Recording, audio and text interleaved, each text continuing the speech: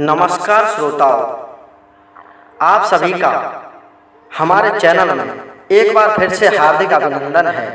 तो श्रोताओं, आज हम नटनी शीतल देवी की कहानी का दूसरा भाग आपके सामने प्रस्तुत कर रहे हैं।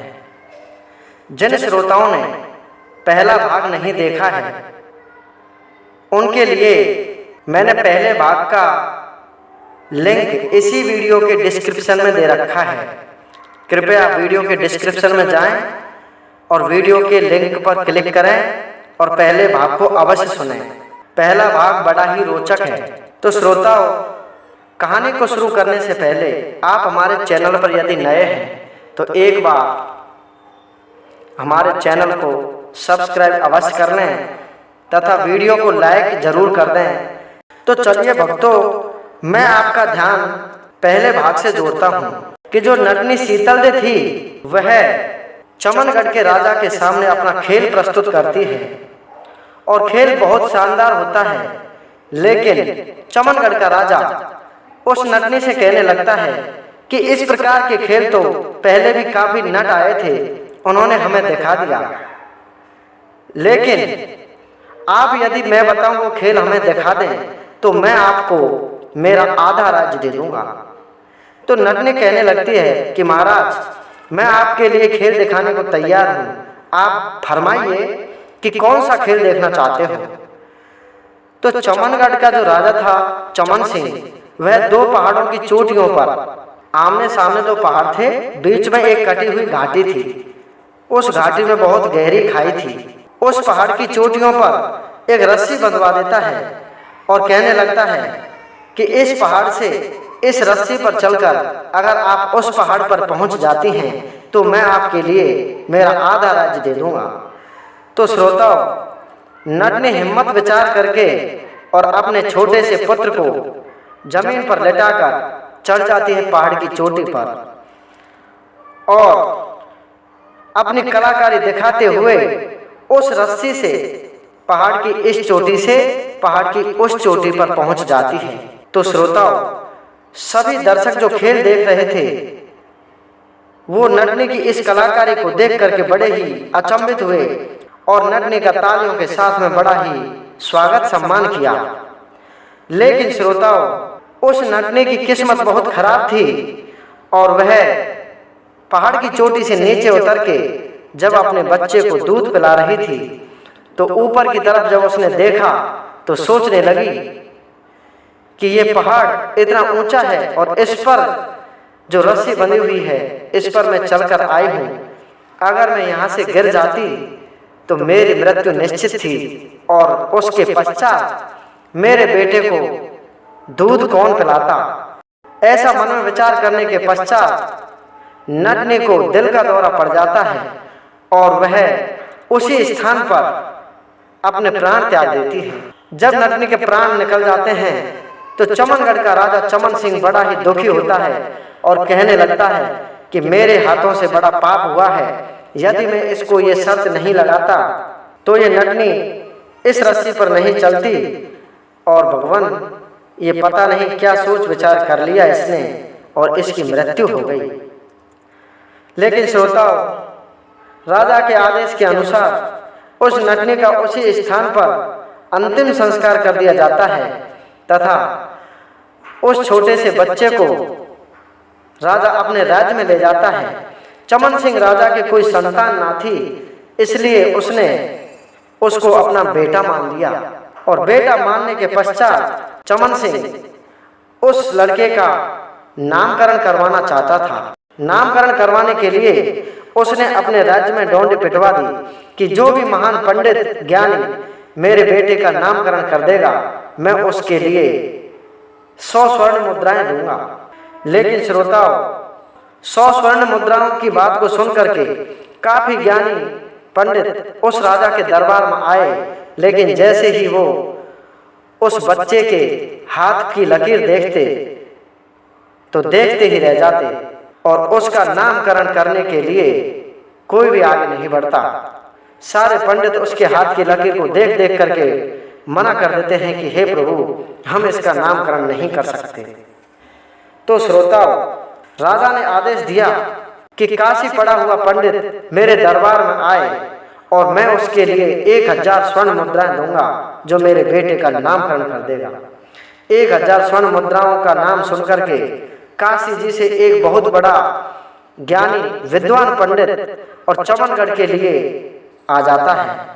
चमनगढ़ में आने के पश्चात वह लड़के का हाथ देखता है तो बड़ा ही प्रसन्न होता है और मन में सोचने लगता है कि इस बच्चे की किस्मत में तो बहुत कुछ लिखा हुआ है।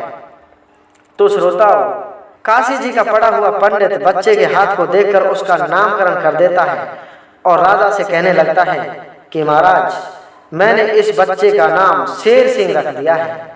शेर सिंह नाम सुनकर के राजा बड़ा ही प्रसन्न होता है और उस महाज्ञानी पंडित को स्वर्ण मुद्राएं देकर के अपने राज्य से विदा कर देता है। तो श्रोताओ, राजाओं का बेटा था शेर सिंह।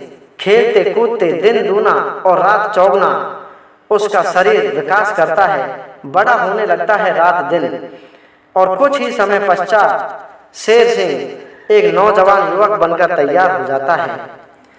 जब शेर सिंह की उम्र 20 साल होती है तो श्रोताओ, चमनगढ़ का राजा जो चमन सिंह था वह बूढ़ा होकर किसी बीमारी की गिरफ्त में आकर के परलोक सिधार जाता है। उसके पश्चात राज्य का राजभार शेर सिंह के कंधों पर आ जाता है और शेर सिंह बड़ी ही कुशलता से अपने राज्य को चला रहा था। तभी श्रोताओ, क्या होता है, मैंने आपको पिछले भाग में बता दिया था कि जो नटनी थी उसके साथ में एक पड़ोसी राज्य के राजा शैतान सिंह ने बलपूर्वक उसकी इज्जत को खराब किया था और उसी का परिणाम शेर सिंह की पैदाइश थी। उसी राजा के अंश से शेर सिंह पैदा हुआ था। लेकिन श्रोताओं, शेर सिंह को पता नहीं था कि उसका असली बाप कौन है। अब चलते हैं शैतान सिंह के राज्य की तरफ, जो शैतानपुरी का राजा था। शैतानपुरी में क्या होता है श्रोताओ, शैतान सिंह राजा बड़ा ही दुष्ट प्रवृत्ति का राजा था। मैंने आपको पिछले भाग में बता दिया। जिन्होंने ये पिछले भाग की कहानी नहीं सुनी वो डिस्क्रिप्शन में जा करके कहानी को पूरा सुने। उधर क्या होता है भक्तों, शैतानपुरी में एक छोटी सी पहाड़ी थी।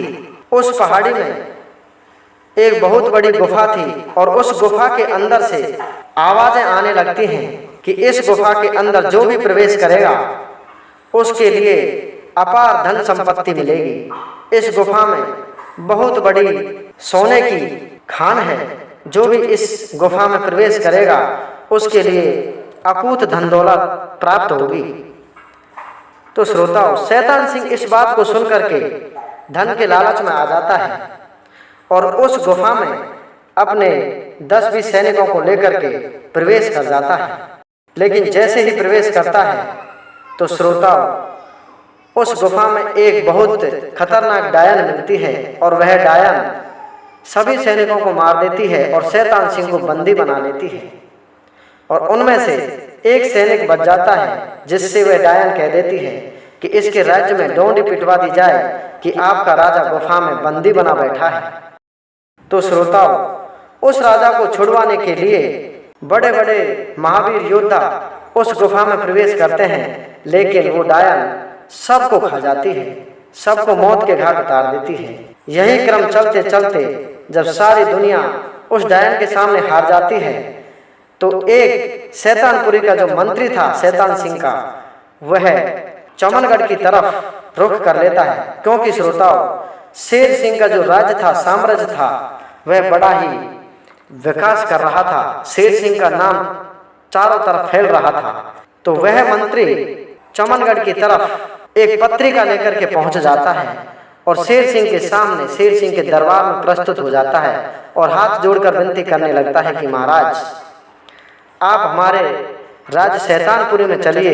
वहां पर हमारे राजा को किसी डायन ने अंध गुफा में बंदी बना के रखा है और आप अगर हमारे राजा को छुड़वा दें तो हम आपके सदा आभारी रहेंगे और हम सदा आपके गुलाम बने रहेंगे। ये बात सुनकर के शेर सिंह तुरंत अपना घोड़ा निकालता है और घोड़े पर सवार होकर उस मंत्री के साथ में शैतानपुरी के लिए प्रस्थान कर देता है। कुछ समय पश्चात वह शैतानपुरी में पहुंच जाता है और शैतानपुरी में जाकर के राजा शैतान सिंह का जो मंत्री था शेर सिंह को उसी गुफा में ले जाता है जहां पर वो डायन रहती थी। तो श्रोताओं, शेर सिंह को सारी बात उस मंत्री ने बता दी कि इस प्रकार से इस गुफा में जो भी जाता है डायन उसे बंदी बना लेती है। लेकिन भक्तों, शेर सिंह बड़ा साहसी योद्धा था, वह डायनों से बिल्कुल डरने वाला नहीं था। और जैसे ही वह गुफा में प्रवेश करता है तो डायन उसे सूंघ कर पहचान लेती है, क्योंकि वो डायन नहीं थी श्रोताओं, वो उस नटनी की आत्मा थी। और उस नटनी ने शैतान सिंह को श्राप दिया था कि तूने मेरी इज्जत खराब करी है और आज तक जीवन में आपने जितनी भी औरतों की इज्जत खराब करी है उसका खामियाजा तुम्हें एक ना एक दिन भुगतना पड़ेगा। शेर सिंह को वह पहचान जाती है और अपने गले से लगा लेती है और कहने लगती है कि बेटा, तू जब छोटा था तो मैं चमनगढ़ में अपना खेल दिखा रही थी और तू मेरा बेटा है, और मैं यह सोचकर मृत्यु को प्राप्त हुई कि मैं इस रस्सी से गिर जाती तो मेरे बेटे को दूध कौन पिलाता। तो बेटा शेर सिंह, मैं तेरी माता हूँ। ये जो शैतान सिंह है ये बड़ा दुष्ट राजा है, इसने अपने जीवन काल में हजारों औरतों की इज्जत को खराब किया है, इसलिए इसे मैं सजा देती हूँ। लेकिन ये तुम्हारा बाप है, असली बाप तुम्हारा यही है। तो श्रोताओं, वह डायन उस शैतान सिंह राजा को उस गुफा में एक गर्म पानी का कुंड बना हुआ था, उस गर्म पानी के कुंड में डाल देती है। और गर्म पानी के कुंड में जाने के पश्चात उस शैतान सिंह के शरीर पर काफी फफोले पड़ जाते हैं और वह चीखता चिल्लाता हुआ अपने कर्मों की सजा को भुगत रहा होता है। और कुछ समय पश्चात शेर सिंह के सामने ही उसकी मौत हो जाती है।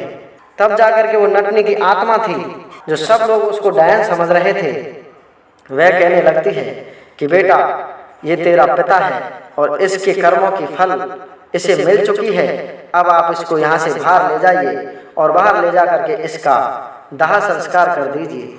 तो क्या होता है श्रोताओं, शेर सिंह उस शैतान सिंह को गुफा से बाहर लेकर के आता है और गुफा से बाहर ला करके शमशान घाट में उसका अंतिम संस्कार कर देता है और कहने लगता है अपनी सारी प्रजा के सामने और शैतानपुरी के सारे लोगों के सामने कि आपका जो राजा था यह बड़ा अत्याचारी था, इसने पता नहीं कितनी औरतों की इज्जत को खराब किया है, बुरे कर्मों के फल के कारण इसे ये सजा मिली है।